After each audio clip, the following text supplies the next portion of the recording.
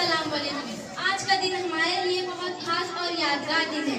आज हम सब यहाँ अपने प्यारे साथियों को अलविदा कहने के लिए जमा हुए हैं। ये लम्हा खुशी का भी है और थोड़ी उदासी का भी, क्योंकि जिन दोस्तों के साथ हमने कई साल हंसते खेलते गुजारे, आज वो हमसे रुखसत होकर अपनी जिंदगी के अगले मरहले की तरफ जा रहे हैं। इस स्कूल में गुजारा हुआ हर दिन हमारे लिए बहुत कीमती है। इस स्कूल में हमने इल्म हासिल किया, दोस्ती की कदर सीखी और हमारे असतज़ा की रहनुमाई में जिंदगी के अहम सबक सीखे। हमारे असतज़ा ने हमें सिर्फ किताबों का इल्म नहीं दिया, बल्कि एक अच्छा इंसान बनने की तालीम भी दी। प्यारे दोस्तों, जब भी हम इस स्कूल को याद करेंगे, यहाँ की खूबसूरत लम्हात, खेल के मैदान, क्लासरूम की बातें हमें जरूर याद आएंगी। आखिर में इस शेर के साथ अपनी तकरीर को मुकम्मल करना चाहती हूँ।